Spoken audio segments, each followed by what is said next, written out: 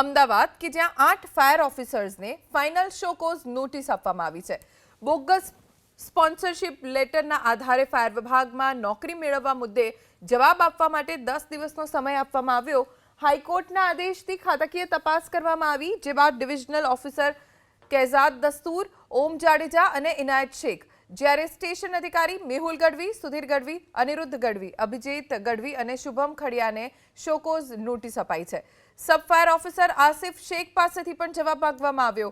Bogus sponsorship લેટરના આધારે fire વિભાગમાં નોકરી મેળવવા મુદ્દે કાયદેસર કાર્યવાહીનો હુકમ થયો હતો, જેની સામે અધિકારીઓ હાઈકોર્ટમાં ગયા હતા।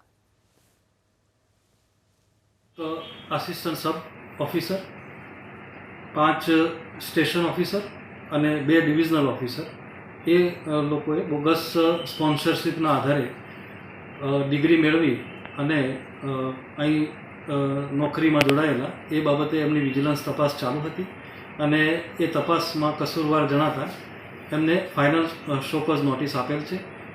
તદુપરાંત એક ડિવિઝનલ ફાયર ઓફિસર કે જેમને નિયત સમય મર્યાદામાં અનુભવના આધારે જે ડિગ્રી લેવાની હોય એની અંદર કસૂરવાર જણાતા અમદાવાદ મ્યુનિસિપલ કોર્પોરેશનના વિજિલન્સ ડિપાર્ટમેન્ટ દ્વારા તેઓને પણ ફાઇનલ શોકોઝ નોટિસ આપવામાં આવેલ છે।